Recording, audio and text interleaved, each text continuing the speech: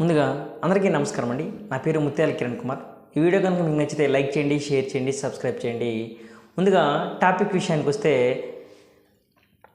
Pushpa two the rule movie ఎలా ఉందంటే ఇప్పుడే సినిమా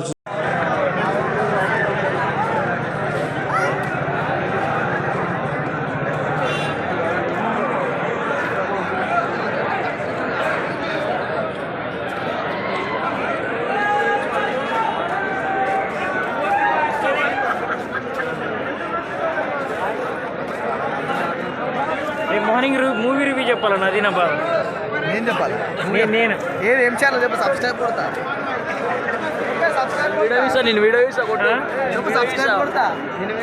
వచ్చి ఇప్పుడే రివ్యూ చేస్తాను అనమాట. ఇది ఎర్లీ మార్నింగ్ 5:30 అనమాట టైం ఇప్పుడు.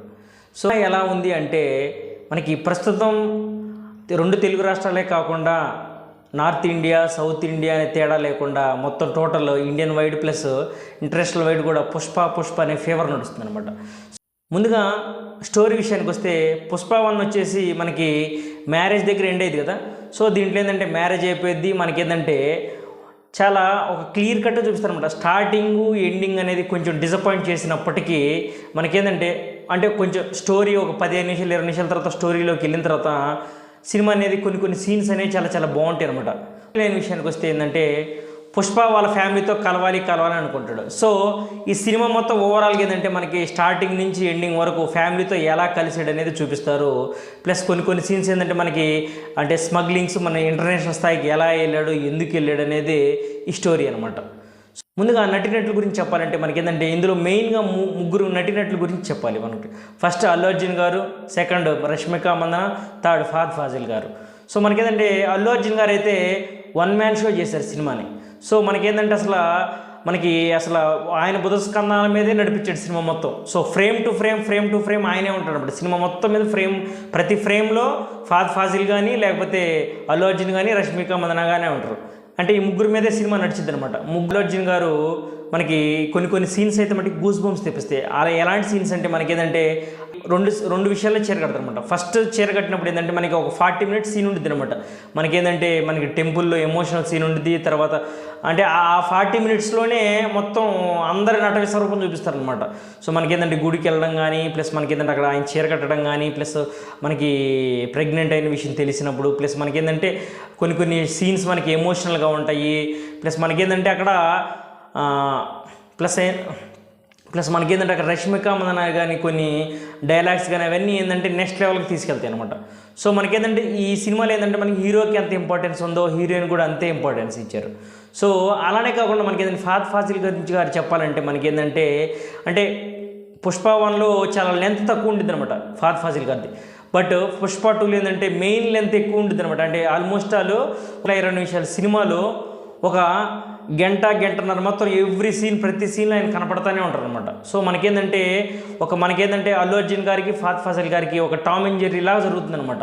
సో మనకేంటంటే దాంట్లో కొన్ని సీన్స్ ఎర్రచందనాన్ని ఎలా తరలించారనే సీన్స్ కానీ, ఆ ఎర్రచందనం తగలబెట్టే సీన్ అయితే మటుకి నట విశ్వరూపమే చూపించారనమాట. అంటే కొన్ని సీన్స్ చెప్తే స్పాయిలర్ అవుతుంది కాబట్టి నేను సరిగా చెప్పట్లేదు. కొన్ని సీన్స్ చెప్తే స్పాయిలర్ అవుతుందని మనకేంటంటే అవి థియేటర్లో చూస్తేనే బాగుంటాయి. కాబట్టి ప్రతి మూవీకి నేను పాజిటివ్ చెప్తాను, నెగిటివ్ చెప్తాను కదా. ఈ మూవీకి పాజిటివ్ సైడ్, నెగిటివ్ సైడ్ ఏంటంటే మనకి పాజిటివ్ సైడ్ వచ్చేసి మనకి ప్రీ క్లైమాక్స్ అయితే మాత్రం నాకు బీభత్సంగా నచ్చేసింది అనమాట.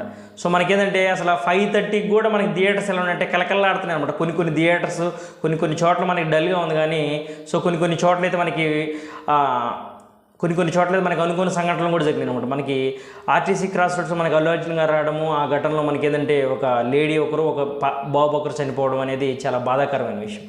సో ముందుగా రివ్యూ విషయానికి వస్తే మనకి ఏంటంటే ఈ సినిమాకి వచ్చేసి పాజిటివ్ సైడ్ ఎంత ఉందో నెగిటివ్ సైడ్ కూడా ఎంత ఉందండి. పాజిటివ్ సైడ్ వచ్చేసి మనకి ప్రీ క్లైమాక్స్ అయితే అసలు నాకు చాలా బాగా నచ్చింది. అది కాకుండా ఏంటంటే మనకి ఇప్పుడు చూసే పుష్ప 1తో పోలిస్తే పుష్ప 2లో సాంగ్స్ కొంచెం డల్గా ఉన్నాయి. కానీ 2 సాంగ్స్ అయితే మాత్రం చాలా అంటే మనకి సీన్ టు సీన్ అసలు ఎక్సలెంట్ తీశారు అనమాట. ఇప్పుడు చూసేకి సాంగ్ రిలీజ్ చేశారు కదా, అది కొంచెం డల్గా ఉన్నప్పటికీ మనకి మూవీలో మాత్రం అసలు ఆ సాంగే హైలైట్ అనమాట. ఎందుకు చెప్పాలంటే మనకి ఆ సాంగ్ ముందు సీన్ కానీ, ఆ సాంగ్ తర్వాత వచ్చే సీన్స్ కానీ మూవీని మలుపు తిప్పుతాయి అనమాట. సో మనకేంటంటే ఆ చూసేకి సాంగ్లే అల్లు అర్జున్ చూడాలా రష్మిక మందన చూడాలా అంత విధంగా ఉంటారనమాట. సో ఇద్దరు అంటే మనకి అంటే ఆ సాంగ్లో ఇద్దరు శారీ కట్టుకొని ఒక డిఫరెంట్ జోనర్లో ఉంటుంది. ప్లస్ మనకి ఏంటంటే ఆ సాంగే సినిమా కూడా ఆగిపోట్టు అనేది నా ఫీలింగ్. సో అలా మూవీ నెగిటివ్ సైడ్కి వచ్చేసి మనకి ఏంటంటే మూవీ స్టార్టింగ్ సీన్ వచ్చేసేమో జపాన్లో స్టార్ట్ అవుతుంది, ఎండింగ్ సీన్ వచ్చేసి ఫ్యామిలీతో ఎండ్ అవుతుంది. మనకేంటంటే దానికి దీనికి అట్లీస్ట్ కొంచెం లింక్ పెట్టున్నా బాగుండేది అనేది నా ఫీలింగ్ అనమాట. సో మనకేంటంటే ఇదే కొంచెం డిసప్పాయింట్ చేస్తుంది అనమాట.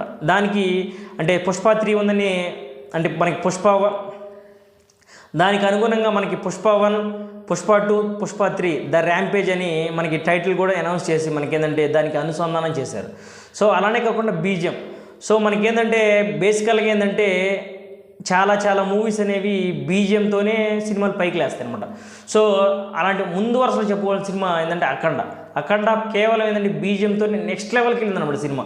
సో మనకేంటంటే అలానే బీజిఎం కొన్ని సీన్స్లో చాలా డల్గా ఉంది. ప్లస్ క్లైమాక్స్లో ఇంకా బాగా చేస్తుంటే ఇంకా బాగుండేది. ఎందుకంటే మనకి అల్లు అర్జున్ గారేమో నట విశ్వరూపం చూపిస్తారు. సో సో దానికి ఏంటంటే బీజిఎం అంతగా సరిపోలేదనేది నా ఫీలింగ్. సో ఓవరాల్గా సినిమా గురించి చెప్పాలి అంటే మనకి రివ్యూ వాళ్ళు చెప్పారు, వీళ్ళు చెప్పారు, ఆ రివ్యూ ఈ review plus negative reviews positive reviews అని కాదు. సో ఒక కమర్షియల్ సినిమా, ఒక డిఫరెంట్ జోనర్లో సినిమా చూడాలి. ప్లస్ మనకి అంటే మీరు ఒక కమర్షియల్ సినిమా డిఫరెంట్ జోనర్లో సినిమా చూడాలి అంటే ఖచ్చితంగా థియేటర్స్కి వెళ్ళి చూడమని నేను ప్రిఫర్ చేస్తాను. సో థియేటర్కి వెళ్ళి చూసి మీ యొక్క విలువైన సమాచారాన్ని కామెంట్ రూపంలో తెలియజేయవలసిందిగా కోరుతున్నాను.